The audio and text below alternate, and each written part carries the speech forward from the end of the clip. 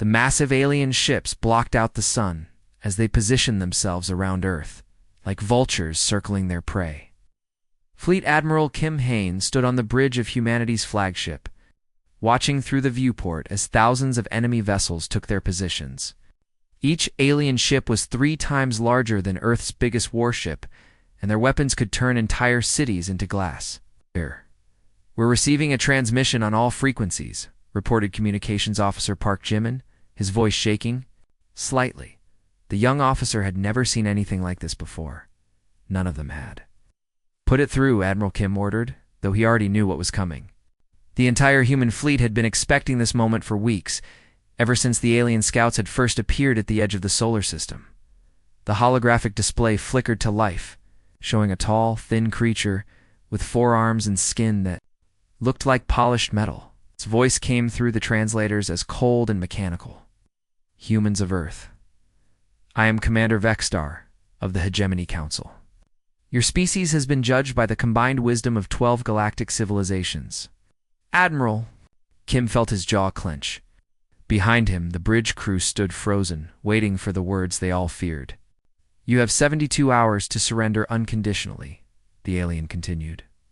"Your primitive weapons, your violent nature, and your inability to cooperate even among your own species makes you unsuitable for galactic civilization. Submit now, and some of you may be allowed to live as servants. You resist, and we will cleanse this system of your presence entirely." The transmission ended, leaving the bridge in dead silence. Through the viewport, the alien fleet began spreading out, positioning their massive ships above every major city on Earth. New York, London, Tokyo, Seoul, Moscow, all of them now had alien dreadnoughts hovering overhead like mechanical storm clouds. "Sir," whispered Lieutenant Choi Yuna from her station, "our entire fleet is 200 ships. They have over 10,000.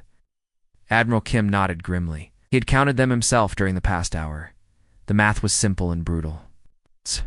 Combined Space Defense Force, built over 30 years of international cooperation, was hopelessly outmatched. Their best weapons were nuclear missiles that the aliens could probably stop with their shields. Their fastest ships could barely reach half the speed of the enemy scouts. "Get me Defense Minister Park on the secure channel," he ordered. The screen flickered, showing the underground command center in Seoul. Minister Park Mingi looked exhausted, her usually perfect hair disheveled from hours of emergency meetings. Behind her, dozens of military officers and government officials worked frantically at their stations. "Admiral," she said without greeting, "tell me you have good news." "Wish I could, Minister. They've given us 3 days. After that," he gestured toward the viewport where alien ships continued to take positions. "They have enough firepower to crack the planet in half." Minister Park closed her eyes for a moment. "Hey, the president is meeting with world leaders now. Some are talking about surrender. Others want to fight. Fighting would be suicide," Admiral Kim said bluntly. "Their smallest ships have better shields than our best destroyers, and their weapons, ... He paused, watching an alien cruiser drift past the viewport. "I've seen the intelligence reports. They can boil oceans." On Earth below, panic was spreading. Through the cities, people looked up at the alien ships and knew their world was ending. Some ran for shelters that wouldn't protect them. Others prayed to gods who seemed very far away. Many just stood in the streets, staring up at their executioners. "There has to be something," Minister Park said desperately. "Some weakness we can exploit." Admiral Kim had been thinking the same thing for hours. The aliens were technologically superior in every way he could measure. Their ships were bigger, faster, and more heavily armed. Their shields could deflect. Humanity's best weapons? Their computers could probably hack Earth's entire internet in minutes. "They're overconfident," he said finally. "They think we're primitives who will either surrender or die quickly. They're not taking any special precautions. Is that enough?" Admiral Kim looked around his bridge at the young officers who had dedicated their lives to protecting Earth. Lieutenant Commander Lee Jaho, barely 25 years old, had graduated top of his class at the Space Academy. Communications Officer Park Jimin had turned down lucrative jobs in the private sector to serve on the fleet. They all believed in something worth fighting for, even if the fight seemed hopeless. "I don't know," he admitted. "But I do know this: if we're going to die, we'll die fighting. These aliens think they can just show up and take our world because we're not advanced enough to stop them. Maybe they're right. But maybe they don't understand what humans are really capable of when we're cornered." The alien fleet continued to position itself around Earth, confident in their overwhelming superiority. They had conquered dozens of worlds, and this primitive planet would be no different. The humans would surrender or be destroyed, and the galaxy would be safer without their chaotic influence. What the aliens didn't know was that humanity had been preparing for this moment longer than they realized. And sometimes, the most dangerous enemy is the one you underestimate. Dr. Kim Dae had not slept in 48 hours. His hands shook as he rode the elevator down to the deepest level of the Jeju Island research facility, a place so secret that most government officials didn't even know it existed. The elevator descended for what felt like forever, going deeper underground than any building had a right to go. When the doors finally opened, he stepped into a corridor that stretched into darkness. The walls were made of some kind of metal that seemed to absorb light, and the air hummed with electricity. Dr. Kim had worked here for 15 years, but the place still made him nervous. Today, more than ever, he understood why. "Dr. Kim," called a voice from behind him. He turned to see Dr. Lee So-min hurrying down the corridor, her lab coat wrinkled from sleeping at her workstation. "The calculations are ready. Everything checks." "Out." Dr. Kim nodded but said nothing. The weight of what they were about to reveal pressed down on him like a physical force. For 30 years, a small group of scientists had been working on something that could change everything. They had been sworn to secrecy, told that their work was theoretical research that might never be used. Now, with alien ships hanging over every major city on Earth, the time for secrets was over. They walked together through a maze of corridors until they reached a massive door. Marked with radiation warnings and security codes, Dr. Kim pressed his palm against the scanner, and the door slid open with a heavy grinding sound. The room beyond was enormous. It was filled with machines that looked like nothing else on Earth. Towers of strange metal reached toward the ceiling, connected by cables that pulsed with blue light. The air crackled with energy, and displays showed equations that would have confused the world's best physicists. "Is it ready?" Dr. Kim asked. Dr. Lee So-min nodded toward a massive console in the center of the room. "We've been testing it for months. The power requirements are enormous, but the underground reactor can handle it. The question is whether we should." Dr. Kim understood her hesitation. What they had built here was not just a weapon or a defense system. It was something that could fundamentally change the nature of reality itself. The aliens thought they were dealing with primitive humans who barely understood space travel. They had no idea what humanity had really been working on. "Get me a secure line to Defense Minister Park," he said. Minutes later, Minister Park's tired face appeared on the main screen. She looked even more exhausted than before, and Dr. Kim could see the strain of command wearing on her. "Dr. Kim," she said, "please tell me you have something. The aliens are demanding our answer in 18 hours. Some world leaders are ready to surrender." Dr. Kim took a deep breath. "Minister, I need to tell you about the Prometheus Protocol." "What?" "It's a project that's been running for 30 years. It's top secret. Even you weren't supposed to know about it unless this exact situation happened." Minister Park leaned forward. "What kind of project?" Dr. Kim gestured toward the machines around him. "While the rest of the world focused on building better rockets and stronger weapons, we took a different approach. We studied the fundamental nature of reality itself. Space, time, the basic laws of physics, and we learned how to bend them." "I don't understand." Dr. Lee So-min stepped forward. "Minister, the aliens are more advanced than us in conventional technology. Their ships are faster, their weapons are stronger, their shields are better. But they're still operating within normal physics. What we've built here, it works outside those rules." Minister Park stared at them. "You're talking about science fiction?" "No," Dr. Kim said firmly. "We're talking about quantum mechanics pushed to its absolute limit. The ability to manipulate space-time, itself. The machines you see here aren't weapons in any conventional sense. They're reality manipulators. He walked over to one of the displays and brought up a three-dimensional model of Earth. Every major city on the planet has been built on top of one of these facilities. Aliens think they're threatening defenseless population centers. They have no idea they've positioned their fleet directly above the most dangerous technology ever created. Minister Park's eyes widened. "You're saying we can fight back?" "I'm saying we can do more than fight back," Dr. Kim replied. "The Prometheus Protocol doesn't just defend against attacks. It can alter the fundamental nature of space around the alien fleet. Their weapons, their shields, their faster-than-light drives, all of it depends on physics working in predictable ways." Dr. Lee Soman brought up another display showing complex equations. "We can create zones where the normal laws of physics don't apply, where energy behaves differently, where matter exists in multiple states simultaneously, where space itself becomes unstable. The aliens have never encountered anything like this," Dr. Kim continued. "No civilization in the galaxy has ever developed this technology because it requires a very specific way of thinking about reality. Humans are uniquely suited for this kind of breakthrough because we're willing to question everything, even the basic rules of existence." Minister Park was quiet for a long moment, staring at the displays. "How long have you known this was possible?" "The theoretical work started decades ago," Dr. Kim admitted. "But we only proved it was practical 5 years ago. We've been building and testing ever since, hoping we'd never need to use it. And now?" Dr. Kim looked around the room at the machines that could reshape reality itself.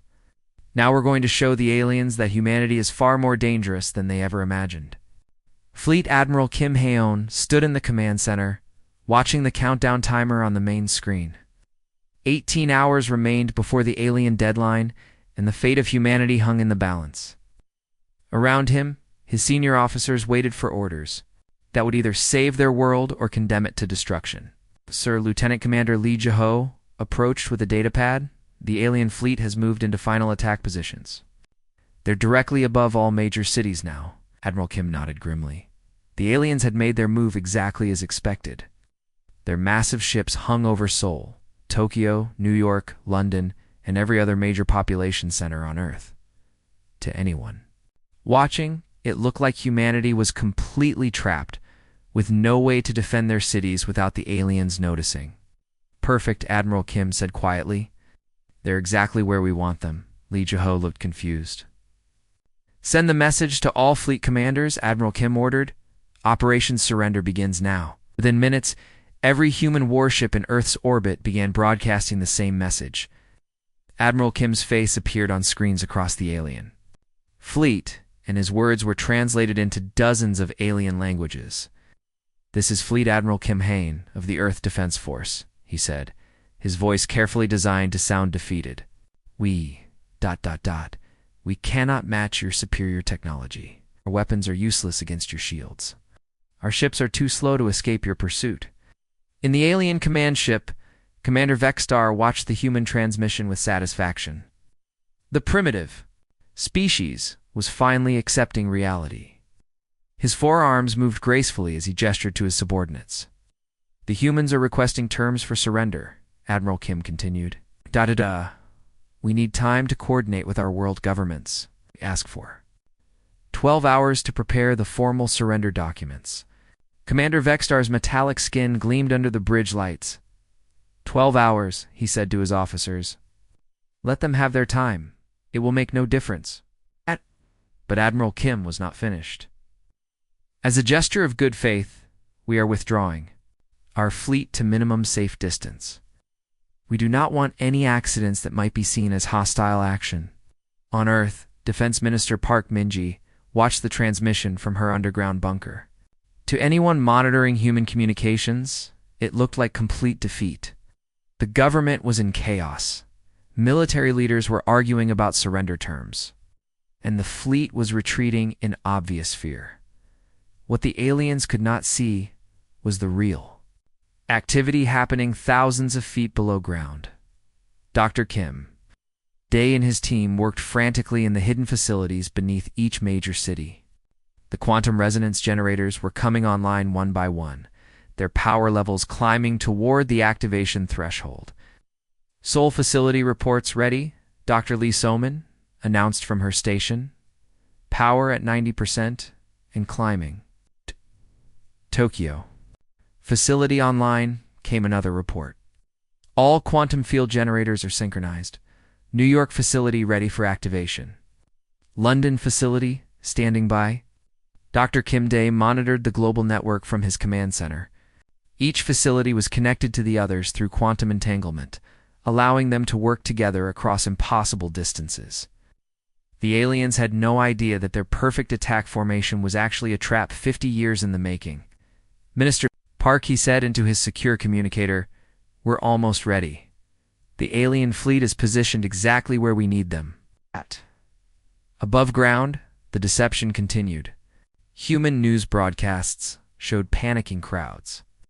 Military leaders arguing about surrender, and government officials frantically trying to contact the aliens. Every transmission was designed to make humanity look desperate and defeated. Commander, Vexstar reviewed the intelligence reports from his subordinates. "The humans are in complete disarray," reported his tactical officer. "Their military is retreating, their governments are arguing, and their population is in panic." "As expected," Vexstar replied.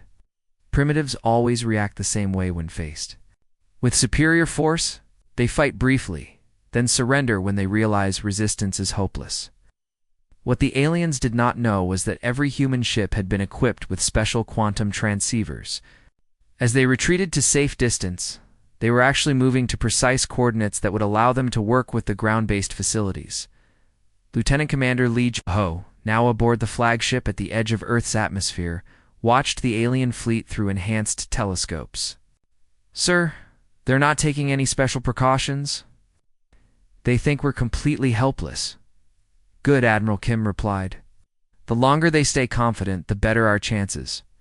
In the underground facilities, the final preparations were nearly complete. Dr. Kim Dae checked the power levels one more time. Quantum resonance generators were operating at maximum capacity, creating invisible fields that the aliens could not detect with their conventional sensors. "All facilities report ready," Dr. Lee So-min announced. "The quantum field network is fully synchronized and awaiting activation command." Dr. Kim Dae opened a secure channel to Admiral Kim Hoon. "Admiral, Prometheus Protocol is armed and ready. We're waiting for your signal." Admiral Kim looked at the countdown timer. 8 hours until the alien deadline. Deception had worked perfectly. The aliens believed they were facing a defeated enemy, not realizing they had positioned themselves at the exact coordinates where humanity's secret weapon would be most effective. "Stand by for my command," he said quietly. "When this is over, the galaxy will know that humanity is not as primitive as they thought." The trap was set. Now all they had to do was spring it. The moment had arrived.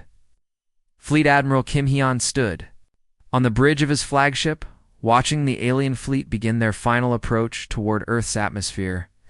Through the viewport, he could see thousands of massive ships moving into bombardment formation, their weapons charging with deadly energy. "Sir," Lieutenant Commander Lee Ji-ho reported, his voice tense, "Alien fleet is initiating attack sequence. They're targeting major population centers." Admiral Kim took a deep breath. Everything depended on perfect timing. Early, and the aliens might escape. Too late, and millions of innocent people would die. He opened the secure channel to Dr. Kim Dae in the underground facility. "Doctor, are you ready?" "All quantum resonance generators are at maximum power," Dr. Kim Dae replied from deep beneath Seoul. "Every facility is synchronized and standing by for your command." Admiral Kim watched as the first alien ships began to glow with weapon energy. Plasma cannons that could vaporize entire city blocks were preparing to fire. The aliens had no idea they were about to trigger humanity's ultimate defense. "Execute Prometheus Protocol," Admiral Kim commanded. The words echoed through secure channels.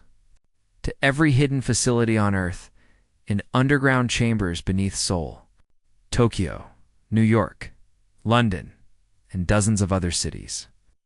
Dr. Kim Dae and his teams activated machines that had been 30 years in the making. At first, nothing seemed to happen.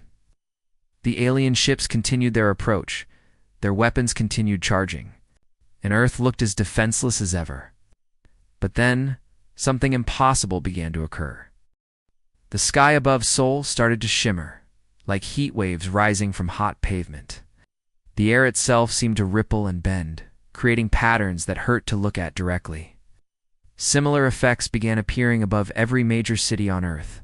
"What's happening?" Commander Vextar demanded from his flagship, watching his sensors go completely crazy. "Our instruments are malfunctioning?" "Sir," his tactical officer reported, panic creeping into his voice. "Space itself is changing. The quantum readings are impossible." Shimmering in the sky intensified, and suddenly the air above the cities began to tear.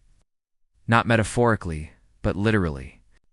Reality was ripping apart like fabric, creating holes in space that revealed glimpses of other dimensions beyond normal existence. Dr. Kim Dae watched his instruments with amazement and terror. "Minister Park, the quantum field generators are working beyond our predictions. We're not just bending space-time. We're creating actual rifts in reality."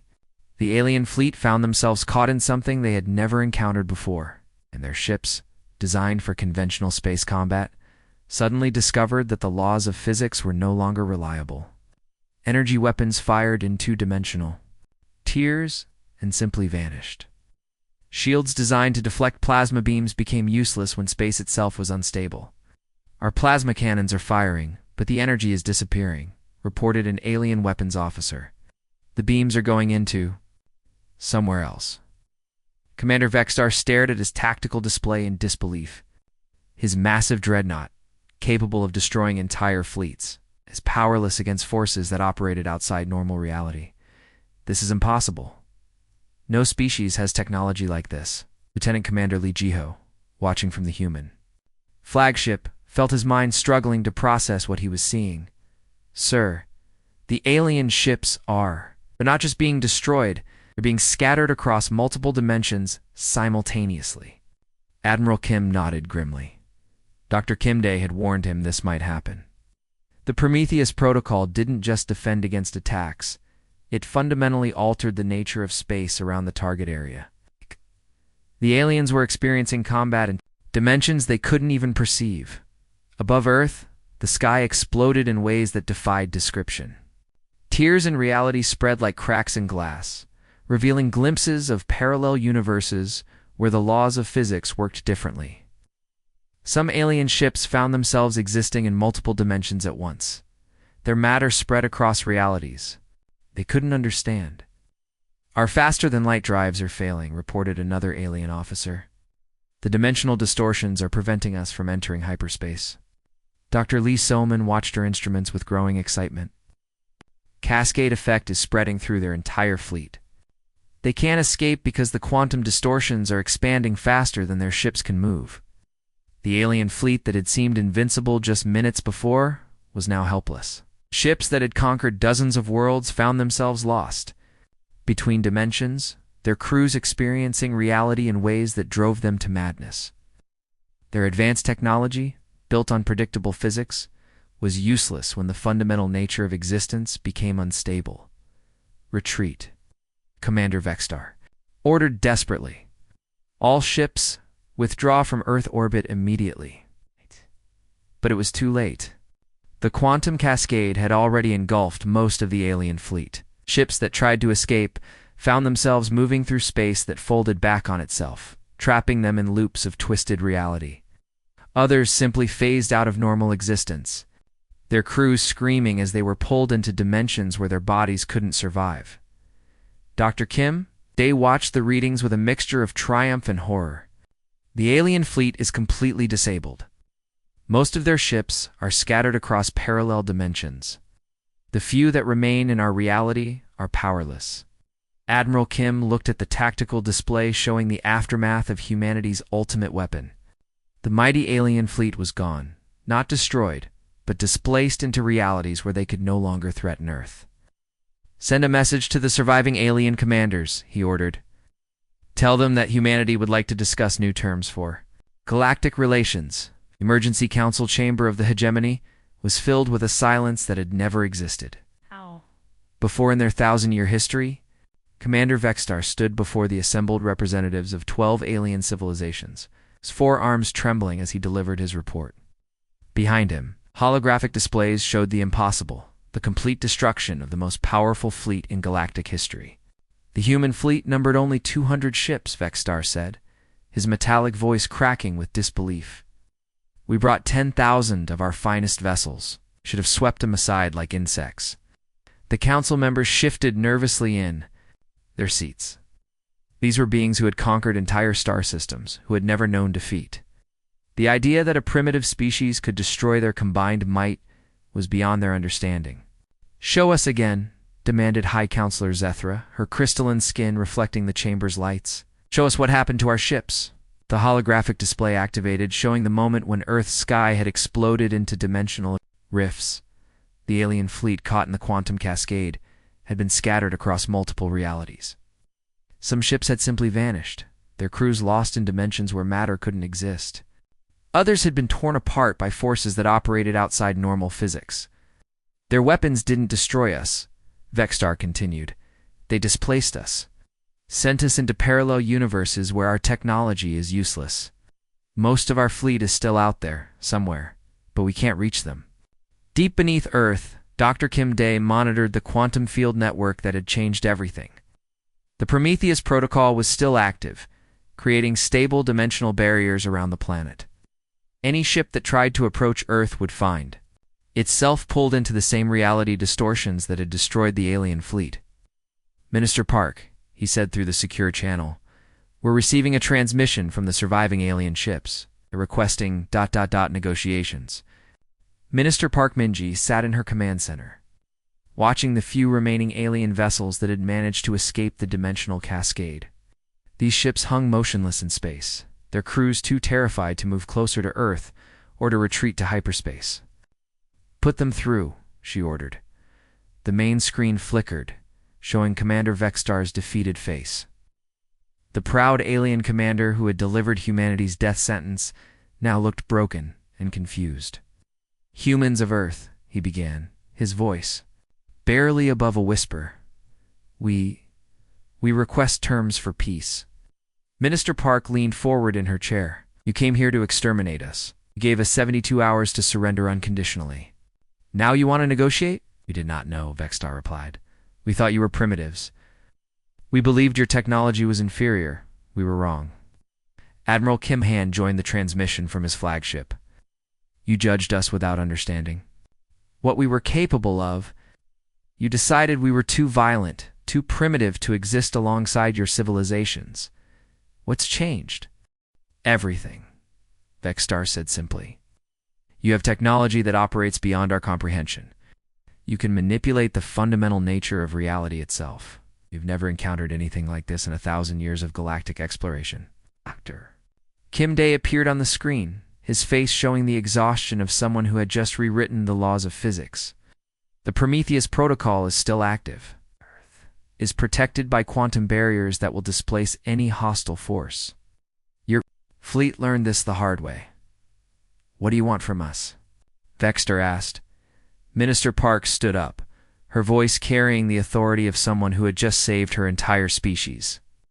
"We want what we've always wanted, to be left alone to develop as we choose. But since you've made that impossible, we'll need guarantees." "What kind of guarantees?" "Earth will be recognized as a sovereign world with full rights in galactic civilization," Admiral Kim said. "No more judgments about our worthiness. No more threats of extermination. We exist on equal terms with every other species in the galaxy." "Commander," Vexstar's shoulders sagged. "The Council will never accept this. You're asking us to treat a primitive species as equals." "Primitive?" Dr. Kim Day's voice carried a dangerous edge. "Your most advanced civilizations couldn't even detect our quantum field generators. Your weapons are useless against dimensional manipulation. Your ships are trapped in parallel realities. Who exactly is primitive here?" The truth was becoming clear to the surviving alien commanders. Humanity hadn't just defended themselves, they had revealed that the galaxy's understanding of technology was fundamentally limited. While every other species had focused on bigger weapons and faster ships, humans had learned to step outside the normal rules of existence. There's something else, Minister Park continued. We're willing to share our knowledge with civilizations that approach us peacefully. The Prometheus Protocol could benefit everyone, but only if you're willing to abandon your ideas about galactic superiority. High Counselor Zethra's image appeared on the screen, her crystalline features showing shock and fear. We're offering to teach us this technology. We're offering to work together, Minister Park replied, but the old order is finished. No more Hegemony Council deciding which species deserves to exist. No more judgment based on primitive assumptions about technology and evolution. Commander Vexstar looked at his tactical displays, showing the quantum barrier surrounding Earth. And if we refuse? Admiral Kim's smile was cold. Then you'll discover what happens when humanity stops being defensive and starts being aggressive. The Prometheus Protocol can do more than protect Earth. It can reach across the galaxy. Of alien dominance was over. Humanity had not just survived, they had fundamentally changed the balance of power in the galaxy. The species that had been judged too primitive to live would now help write the rules for everyone else.